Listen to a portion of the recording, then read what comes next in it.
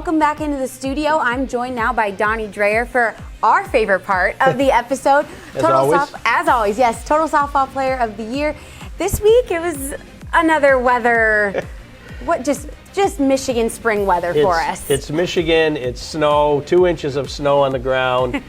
So obviously there are going to be a lot of games canceled this week, but the good news is 7 degrees is coming this weekend, and there's going to be a lot of games played, which we're going to get a lot of stats in. And then I think starting next week, we're going to start to see more movement on not only the top 10, but also on the watch list. So we're looking forward to that good weather. Yes, as the weather gets better, our list is going to get a little bit more interesting here. But this week we want to focus on one player from Dakota, particularly Megan Nectarline. Let's talk about Megan Nectarline, who is a 2023 grad. She's a junior at Dakota, as you mentioned, and going to be playing at the next level at Kent State.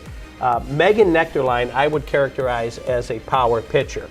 Now, we've got a lot of power pitchers on our list, and Ava Bradshaw, Regan Bennett are two of them, but Megan does not throw as hard as those two. Those two are in the upper 60s right now, which is absolutely amazing because when I go back and look, I'm going back to 1999, and a girl named LaTanya Coates was the last time I remembered somebody that was even touching the 70s. But here's the thing that I love about Megan. She has pinpoint accuracy. She throws the ball on the black and seldom throws it over the middle. She has good movement on her curve, good movement on her rise, and she has a great changeup that she consistently throws for strikes. And although she doesn't hit those upper 60 numbers, throwing the ball on the black, I always say good hitters can hit balls down the middle. It takes great hitters to hit balls that are on the black. Yeah. When she's throwing inside, you've got to be able to keep your hands and the barrel inside to get the sweet part of the bat on the ball and to be able to drive it in fair territory. And then the discipline on an outside pitch to let the ball get deep and drive it the other way. Most hitters at the high school level cannot consistently do that. Yeah. And because of her control, along with her velocity, movement, and change of speed, makes her one of the best pitchers in the Midwest. And she's only going to get better. Yeah, only a junior like we said. So you listed off some of her major pitches. Which one do you think is her best right now? Well, my favorite is the changeup. Even though she doesn't, it's not the pitch she throws the most, I think it's the most effective pitch because it takes the hitters off balance and she can throw it for strikes. So many times if she's facing a great hitter, she doesn't have to pitch around a great hitter. Right? When she gets into a hitter's count, 2-0, 3-1, she can throw the changeup because she can throw it for strikes. So I love her changeup, and it's a pitch I think is most effective against great hitters. Yeah, and then she's only a junior, so much room here to still grow. What do you think, or what do you want to see from her this season that she'll improve on heading into senior year? Very similar to what I said about Macy Ireland. Is Megan is just a goofy, always laughing type of kid, and I love a pitcher that has that looseness to her. Right. But I want her to be that leader, and I know that's what she's going to be. Is that when she gets the ball, she's going to say, "Nobody's scoring on me today." Yeah.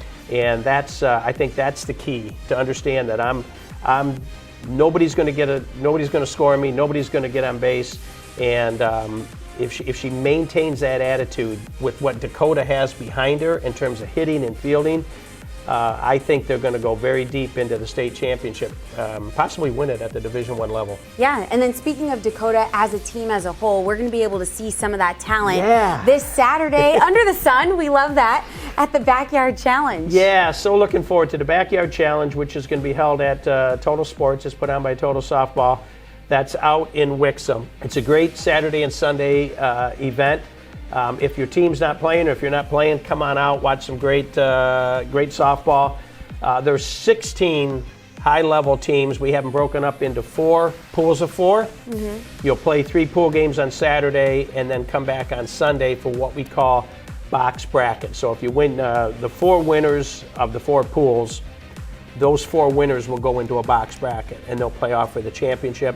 Then the 4 2s will play, the 4 3s will play, and the 4 4s will play. So everybody will play 5 games, but the weather's supposed to be 70. We love that. We've got 4 or 5 of our kids that are on the top 10 list that are going to be there, along with some of the kids that are on the watch list. And of course, state champs will be there, taking a lot of footage and doing some interviews. So we're really looking forward to this weekend. Yeah, so this will be a really good time to see a lot of the talent here in Michigan showcased on the fields right there. So speaking of which, that we'll have a handful of players that are in the top 10 represented this weekend. What's an update on the voting? I know there's been a little movement, but not too much with the weather. No, the voting's definitely picking up. I think people are starting to get used to the State Champs W website, so that's where it's driving them to. And right now, Kelsey Nader is leading the voting. She's just under 3,000 votes. She's followed in second by Kira Tomey out of Clarkston. Haley Bila is third, and fourth is Megan Nectarline.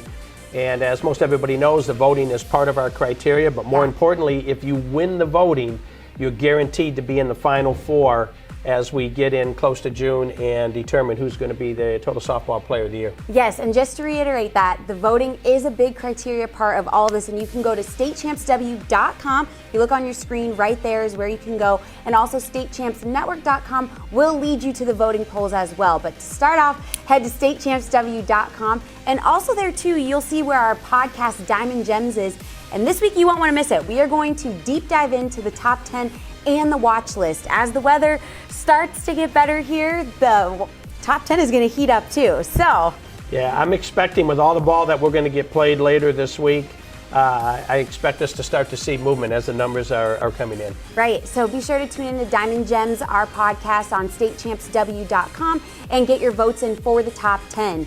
Well, thank you so much for joining us for another episode of Swing Away, and we'll be back next week with more.